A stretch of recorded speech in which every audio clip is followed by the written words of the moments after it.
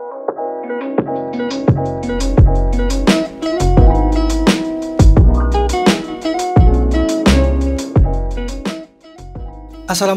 halo, balik lagi bareng Nubi Gadget.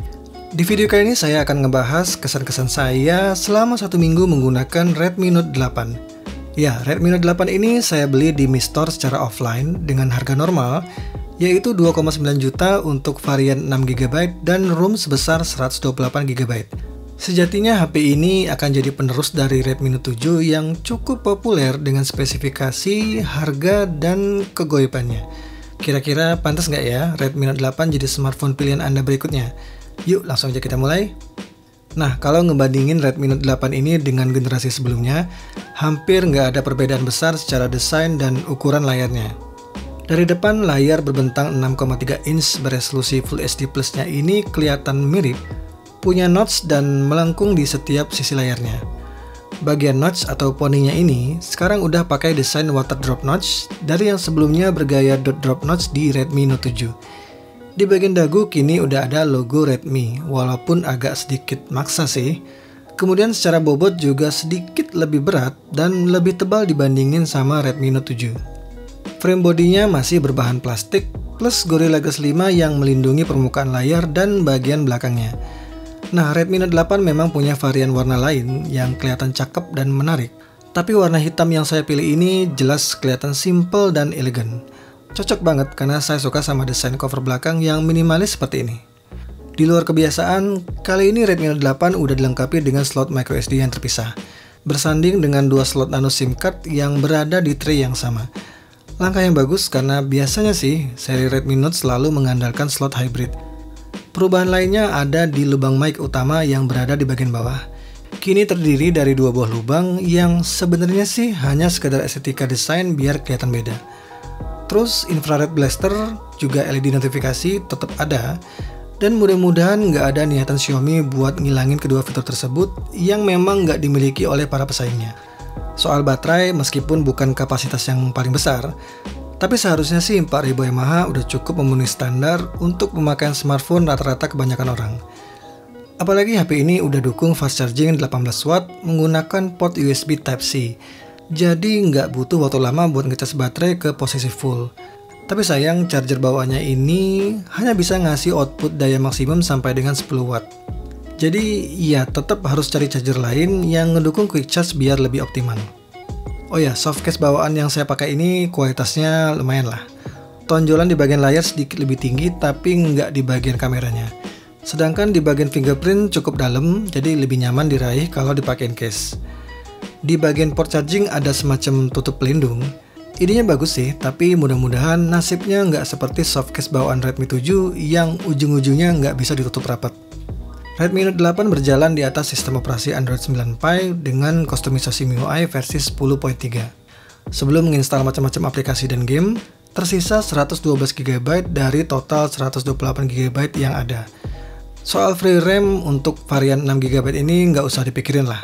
Percaya aja dengan manajemen RAM Android yang udah cukup baik. Selanjutnya di sisi kinerja dari SoC yang dipakai yaitu Snapdragon 665 masih jadi perdebatan apakah lebih baik dari Snapdragon 660 di Redmi Note 7. Ya, secara Snapdragon 665 punya CPU clock speed yang lebih rendah dari Snapdragon 660, tapi justru malah dapat upgrade di sisi GPU menjadi Adreno 610.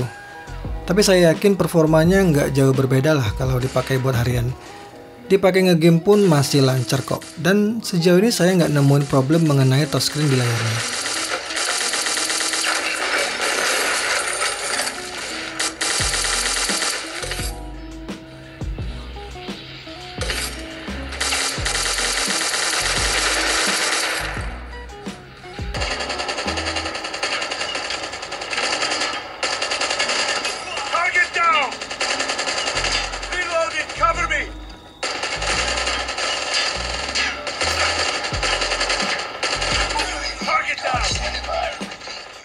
Fokus ke kamera, Redmi Note 8 nggak mau kalah, ikut menerapkan setup quad kamera dengan urutan mulai dari atas, yaitu kamera ultrawide 8MP, kamera utama 48MP, kamera depth sensor untuk mode portrait, dan kamera makro yang masing-masing beresolusi 2MP. Yang menarik di sini adalah Kamera makronya punya jarak fokus yang lebih dekat dengan objek dibandingin sama Realme 5 Pro yang sebelumnya sudah saya review. Apakah hasil kameranya bagus? Ya, sejauh ini cukup memuaskan. Dan berikut ini saya kasih sampel beberapa foto yang diambil dari berbagai mode yang ada di Redmi Note 8.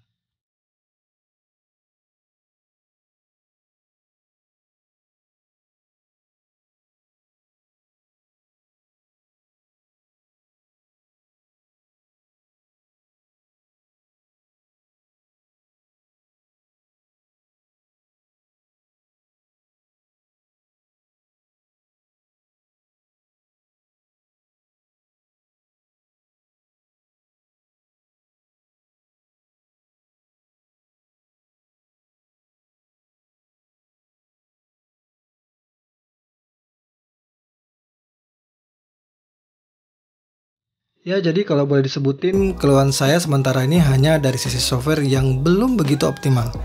Aplikasi kameranya saat pertama kali dibuka, meskipun cuma di awal, masih menampilkan tulisan berbahasa China. Terus sesekali terasa ada sedikit lag di animasi dan efek transisinya. Misal sewaktu buka aplikasi atau main-main di tampilan recent apps-nya. Saya yakin ini hanya di sisi MIUI, bukan dari hardware-nya yang nggak mampu menangani. Jadi nggak perlu khawatir karena HP ini masih baru dan pastinya akan diperbaiki pada update software berikutnya. Apalagi kabarnya Redmi Note 8 akan kebagian update MIUI 11 di kisaran pertengahan atau akhir November 2019 ini. Nah, kita lihat aja ya perkembangan berikutnya. Jadi kesimpulannya, worth it kah Redmi Note 8 yang mulai dijual di harga 2 jutaan ini? Jawabannya iya dan tidak. Iya kalau ngelihat spek dan fiturnya, tapi tidak karena MIUI 10 di Redmi Note 8 ini masih setengah jadi. So, ada baiknya menunggu sedikit lebih lama lagi sampai ada update ke MIUI 11. Atau mungkin sebaiknya lebih baik pilih versi yang lebih tinggi, yaitu Redmi Note 8 Pro. Oke, sampai di sini dulu video impresi pertama saya. Kalau suka sama video ini, jangan lupa like dan share ke teman-teman kalian ya. Subscribe juga channel ini untuk review dan konten gadget menarik lainnya. Terima kasih sudah nonton, semoga bermanfaat dan wassalamualaikum.